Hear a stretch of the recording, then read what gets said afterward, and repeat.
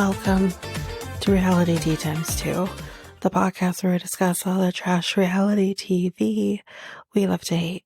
I'm Tanika, and today we are going to be discussing last week's episode of Seeking Sister Wife. So we have nothing to discuss on top of the episode. We're just going to jump right in to Seeking Sister Wife Season 5, Episode 11, Seeking a Connection. So, let's start with Davis's. So, it is date time with Jasmine and Nick. They are going to be doing a carriage ride to start the date off. And he's like, she's prettier than I am. Listen, sir, it's not that difficult. It's really, truly not that difficult. Anyways, but she sent to him for whatever reason. And I did clock that she's a Scorpio, I'm assuming, based on the fact that she has a necklace that says big and bold Scorpio right on it. It explains quite a bit. It really does. Anyways, she tells us that, or tells him, I should say, or so sorry, refresh back up. He tells her that spirituality, I guess, for him and I guess the family, is rooted in math and science. What? I mean, science, I know, I guess I can say I understand that with, the Scientology of it all, but math? I don't. And honestly, everything he said made no sense. So, anyway, she apparently learned 8 different religions. Her mother, I believe she said she was like a minister, I believe. So whatever like her mom was doing, she kind of piggybacked again off that and learned different things. But I believe like she said like her family or I think pagan is right. I'm pretty sure pagan, and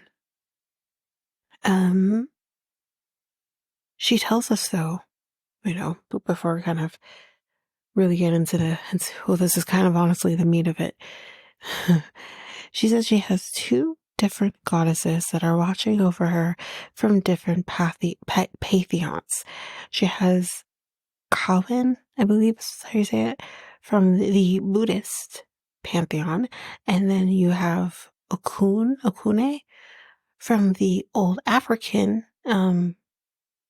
gods.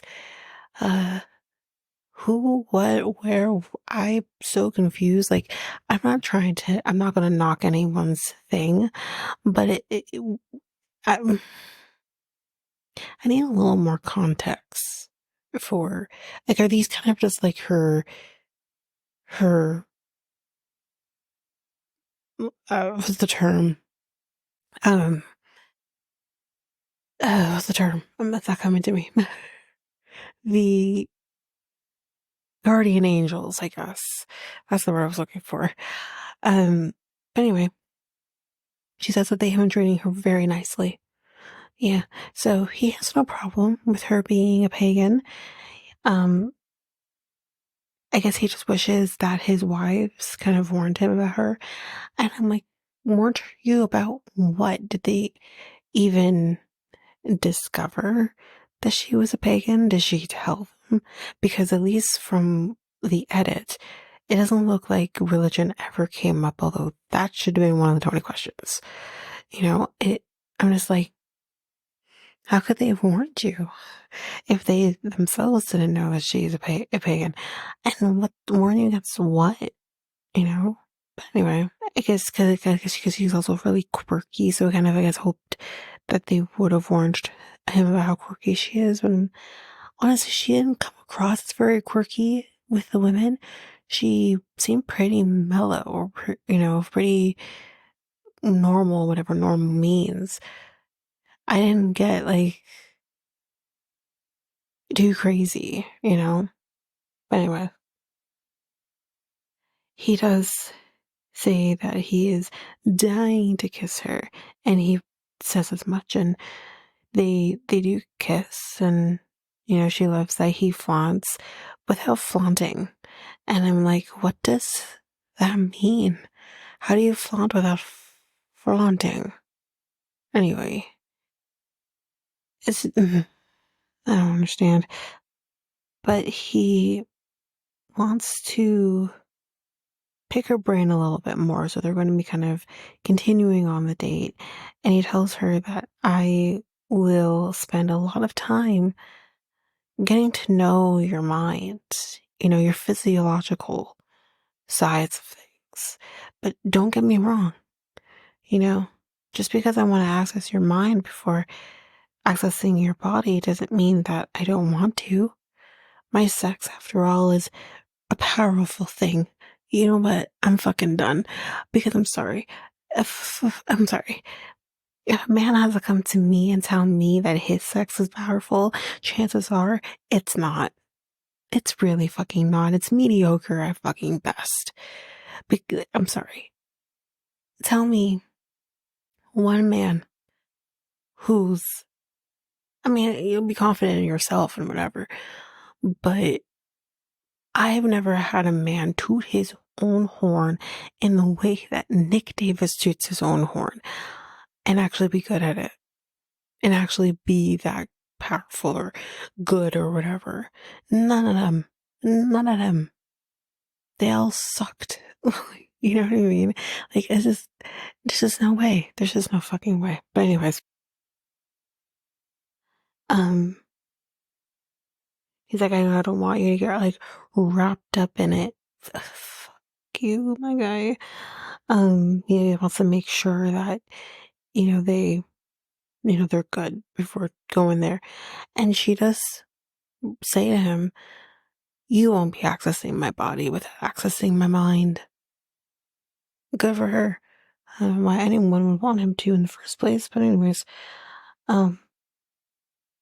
he does end up asking her in this moment, though, kind of like, I do wonder how quickly from start to marriage was it between Danielle and Nick? Because I feel like they're moving so quickly with her, because we did see again that they did the weekend thing with Danielle and Nick too, but it felt like they were dating for a while. I feel like I remember them saying it had been a few months. I don't think a long, long time, but a few months. This feels like it's been a few days. And he's already asking her if she would do a weekend overnight thing with them.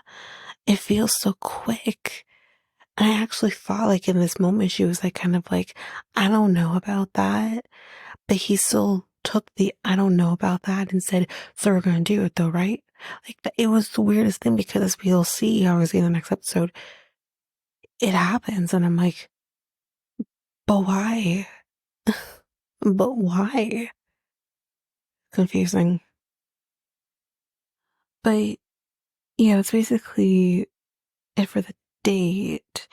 But Danielle is kind of, I guess, staying awake, waiting for him. She said she couldn't sleep.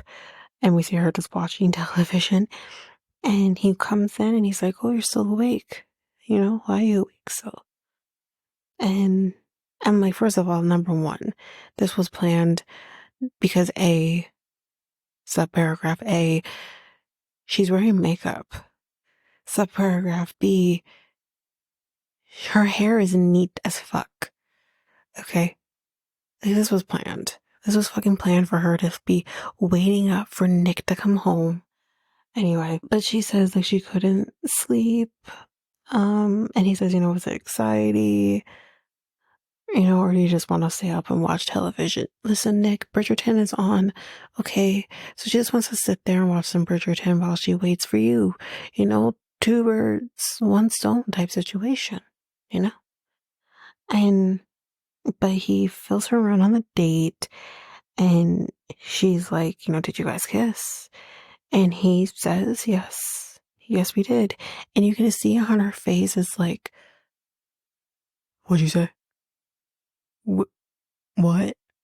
You actually, you actually kissed her. Why did you kiss her? Why? You can see it on her face, though.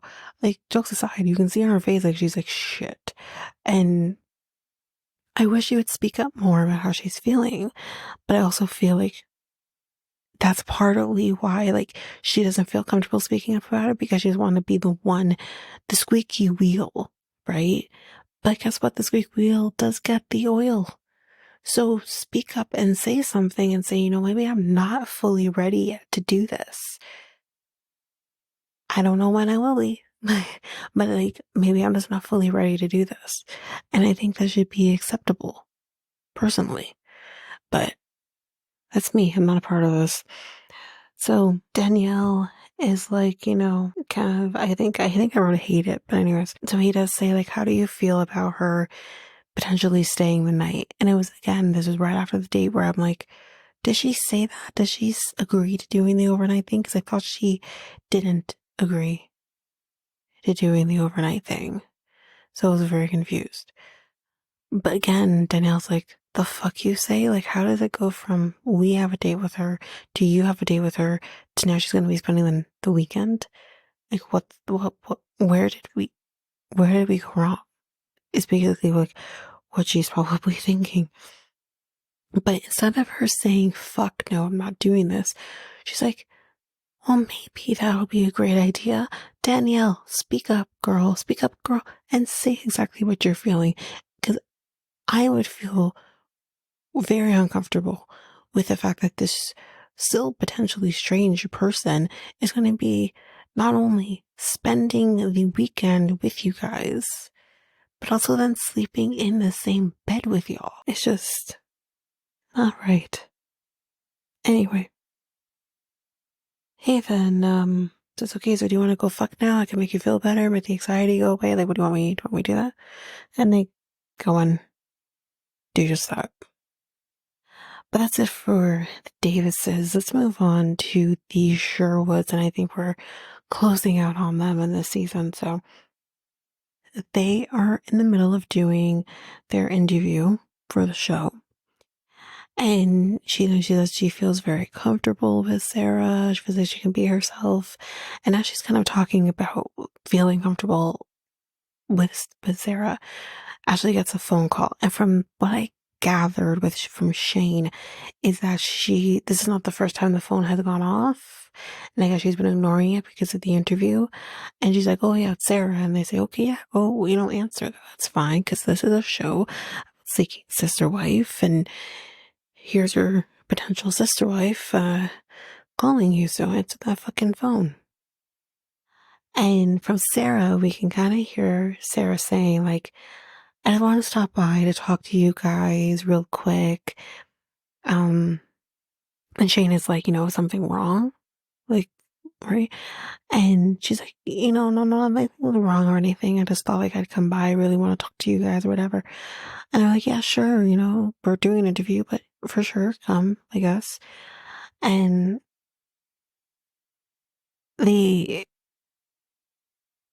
one of them says, everything's kind of been well since she decided to be exclusive with them. However, we get a quick cut to Sara, who's saying, listen, she's there now. Sorry. She's there now. Everyone's outside having a conversation. And Sara says, listen, I like you guys. I really fucking do. Okay. I really like you. However, things have been happening really fast because no shit. Of course things have been happening fast. We understand and know why things are happening fast, but that's not Sara's problem.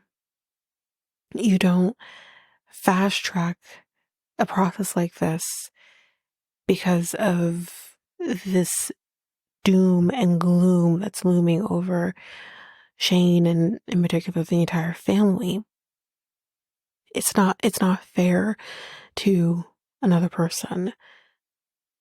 I don't particularly understand the end game. It's not something I would want to do and under the circumstances. However, I do understand why they're doing it, and I can get behind it for those reasons. But what I don't understand is fast tracking it, because even if you're in like kind of the courting stage and God forbid, knock on all the wood, something happens that is life altering, she's still going to have that support from somebody if something were to happen. Whether you are official, exclusive, actually in a marriage type situation, or more of the courting situation, and you take your time getting to know this person on all of the main bases. You connected with Sara on a surface level, but that's not enough. And I think, again, due to the fact that Sara hasn't been in any form of what would be considered a traditional type relationship, she's been in these types of, not even really a relationship, a situationship with couples where she's not the main focus. She's not exclusive with anybody, by the sounds of things. Like, I don't think she's ever really been exclusive with anybody. She isn't it. She's not the type of person who you go quick with. She's the kind of person you need to go slow with. And unfortunately, the Sherwoods are unable and maybe incapable of taking things slow. But in the process of them not being able to take things slow, they're jeopardizing their potentials. So, yeah, she says that to them. And she says, like, I know that you tend to get attached really quick. Damn.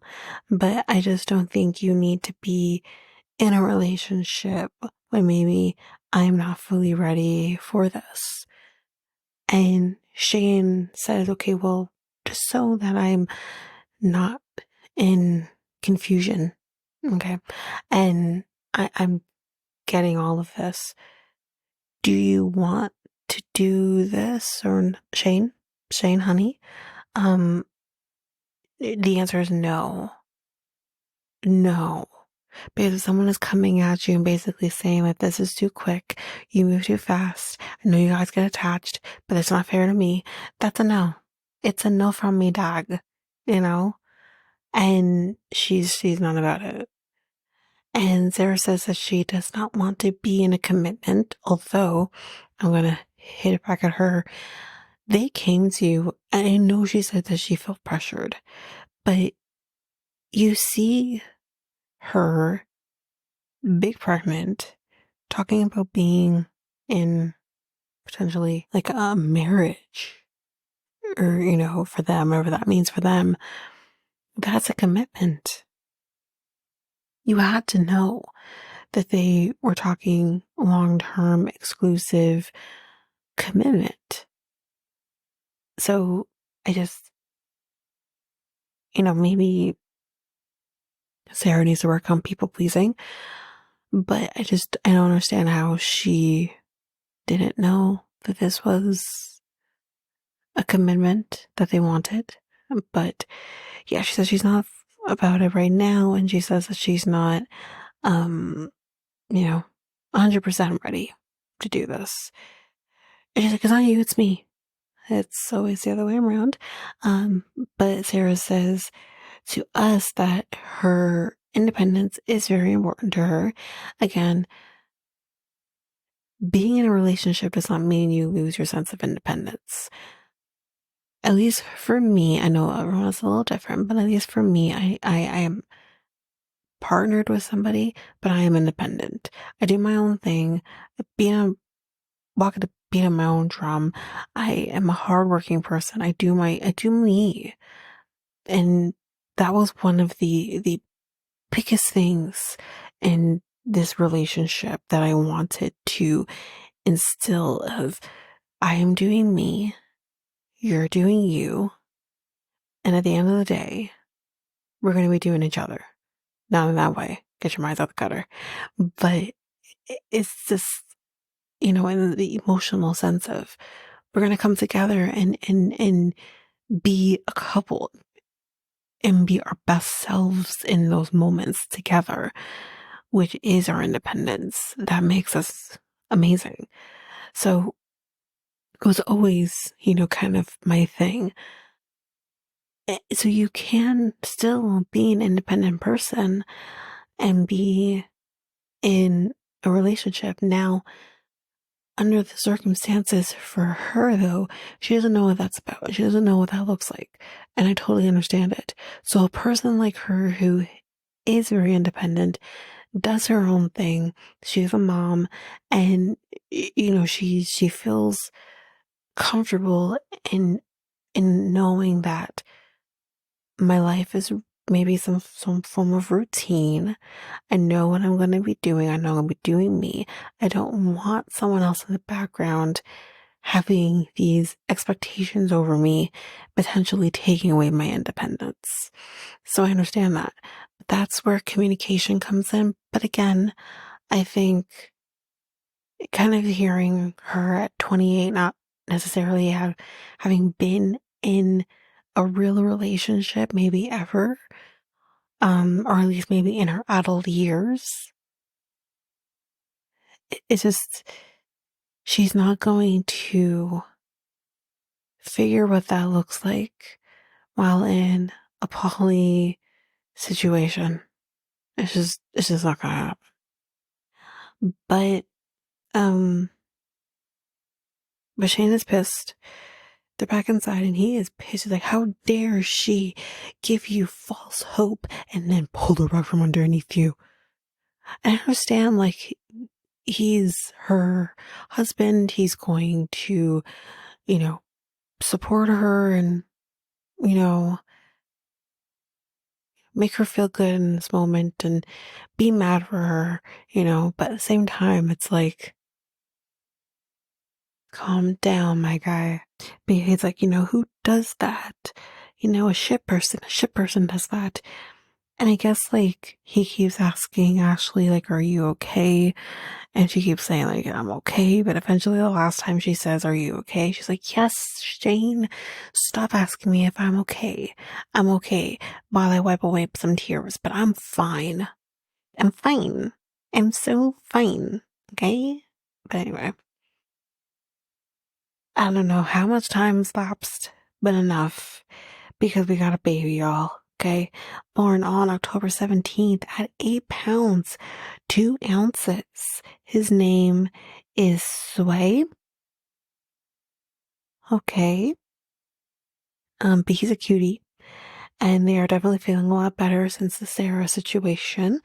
And they definitely feel like they've dodged a bullet. Good for you. There's always a light at the tunnel. There's always a reason why. So as long as you have established the reason why you're content, that's all that matters, right?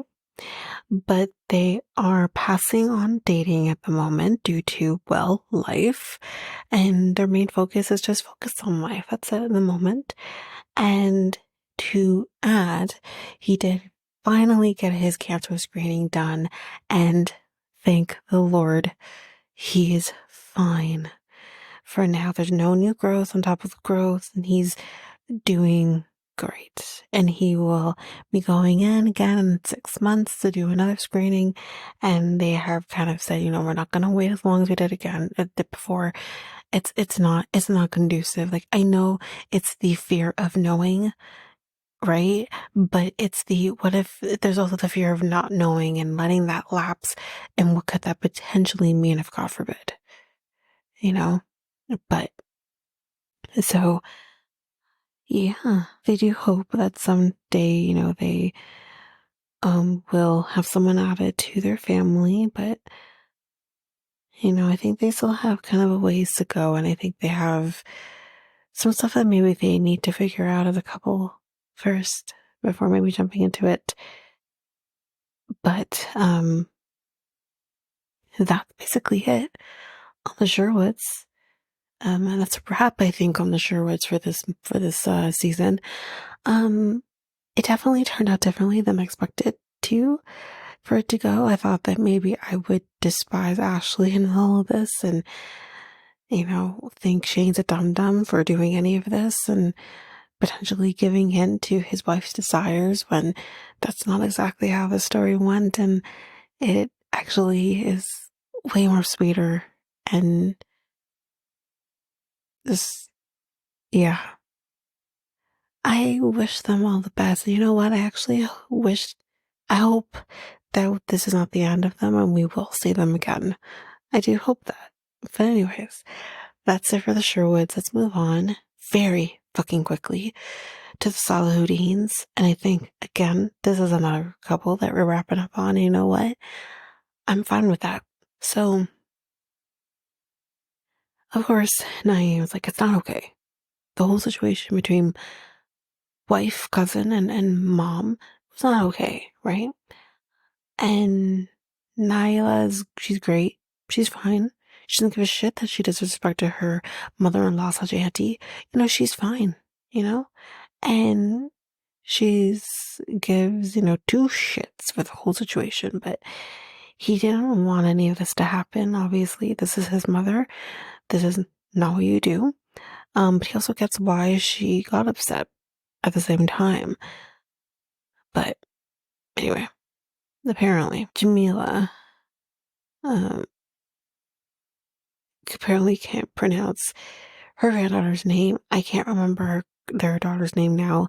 I know it's with an H, but they say her name, and she apparently can't say that. Which, that's it. That's better.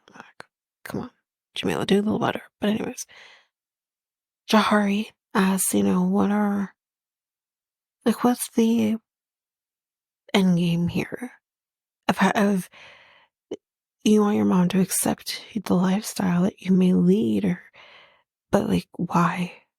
Why do you need to have her approval? Why does it matter? And for whatever reason, it matters to him. I don't know why, but it does. But what I also really liked about Jahari in this moment too is that she says, listen, I'm going to throw it out there. There was also a certain level of disrespect. And she says, it's on your part, Naila, sorry. And thank God, no shit. And, Naila, you were a little bit, you were fucking disrespectful. She didn't say that. I had that part. Because, it went so far left and it wasn't necessary. But Jahari is gonna leave now. She's like, get me the fuck out of this house. But that's basically it. They go to bed and they talk shit, and that's basically it. But yeah, that's it for the Salahuddin. That's it for them forever. Again, I hope to never see them on my television screen again. Ever again. It wouldn't be long enough. But anyway, let's head on to the last couple, the Bryants, which we are not done with them, unfortunately, but we're on a date with Yary. And Becky's daughter, so it's going to include everybody. Justin, Becky, everybody is going to be at this date. And Becky's daughter and I think it was her sister, sister-in-law, are here to help on the outfit choice. And Becky is really nervous about all of it because this is very different than what it was with Stephanie. And Stephanie knew them. And she doesn't know shit about Yari. And Yari doesn't understand shit about shit. But anyways, we're at the restaurant now, and Becky is like, I know when she meets me that she's gonna love me because everyone fucking loves me. Becky, she may hate you. And that's okay, because I kind of do. But anyways, Justin wants to wait until Yari gets there before getting out of the car because what if she's bailing on us, right? And I'm like, whatever. But she's here. Yari's here. And Becca said, she's definitely his type, there's probably a little bit Latina in there somewhere. And I'm just like, yeah, everything that he seems to think is his type are all things that you are not Becky. So are you his type? Because I'm very confused. So it's Yari's birthday. When Becky calling her Becca, sorry, Becky asked, like, what do you do for fun? And Yari's like, well, I go to the gym. Okay, that's not what he meant. But there's a lot of, like, pauses and silences and everything like that. And Justin's kind of like, she's definitely more flirty with just the two of us. Yeah, 'cause she's not comfortable flirting with you in front of your wife, my guy. Like, I don't think that's kind of an unusual thing. But then we kind of start kind of getting into, I guess, how did your date go? Before. Do you talk about, the future plans and stuff like that? And they're like, it's too early to be having this conversation. Becky disagrees. Becky doesn't believe it's too soon. And when it came to the kiss too, I think, like, I remember when she asked the question, but I guess she eventually does ask the question at some point, and it kind of was like, so did you kiss? And, she says yes, but Yari says, did he tell you? And Becky's like, well, we're married, and he tells me everything. There are no secrets or whatever the fuck around those lines. And I'm just like, yeah, but this also should be a level of respect for the fact that this is a person who isn't used to this lifestyle at all. And you get off on the fact that he is potentially kissing or making out with other women. You get off on that, and that's a little sketch in my book. I don't know about anyone else, but in my book, it's sketch. I think the important thing here too that I do agree with is Becky does ask, like, has he talked to you about the lifestyle? Do you know what to expect? Because I feel like he hasn't really talked to her about that. And Becky asks, like, do you see yourself doing this? And Yari says it's new for her, which it is new for her. She's never done this before, like, but they kind of also kind of say, like, being in a plural relationship is also like having your best friend who, talks to you, and building on that, the foundation of the women are the greatest things. And but that's not how they feel. Not really, anyways. Because the thing is, like, to kind of talk about the sisterhood of the relationship, it's like, come on, really? Did Tony Alamo get into this because he wanted the sisterhood? Is that why he did it? Because somebody tells me that's not why he fucking did it. And you can pull the wool over our eyes all you want that this is why you want to do it. But I don't believe it for a minute. So BR is like, in terms of wanting to potentially do this, she's going to think about it. And Becky's like, we're patient people, but we're really not fucking patient people, because in 2 seconds, we're going to talk about how maybe we need to move on to other people. We're patient people. Take your time. What the fuck? Anyway, but that's basically it for this week, and with the Bryans, or technically last week. But, yeah, that's basically it for this week. I don't really have much else to really say. Like, she's gonna think about it. I hope they say no. I hope she says no, just because I want their misery. But anyways, like I said, that is it for this episode of Seeking Sister Wife. So if you like what you heard, please rate, review the podcast on either Apple Podcasts or Spotify. Also, don't forget that you can also share us with everyone in your life if you really love this. And I do want to read those reviews. I'm definitely getting 5-star ratings, but I want to read those reviews. So send me those reviews, and I will read those 4 and 5-star reviews on the podcast. Also, we're on every one of your favorite podcast apps. Every one of them, including, you can find us on YouTube at Reality Tea Times 2. If you want to connect with us, you can do so by going to either Facebook or Instagram at Reality Tea Times 2. You can also find us on Twitter, TikTok, Reddit at Reality Tea Times 2 Pod. We also have our email, which is at realityteatimes2 at hotmail.com. Definitely want to hear from you guys. And we also have our new website where you can listen to all of these episodes. You can review the podcast on there as well. You can connect with me in any way, all the stuff. It's all there, and you can find me there at www.realityteatimes2, all spelled out, .podpage.io. It's there.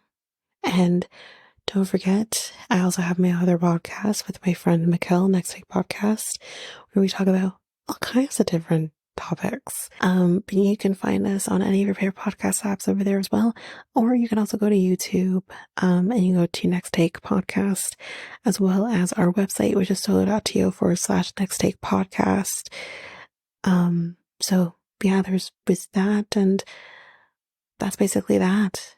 And again, don't forget, if all of this information is overwhelming, we do have all of the links, everything in our show notes.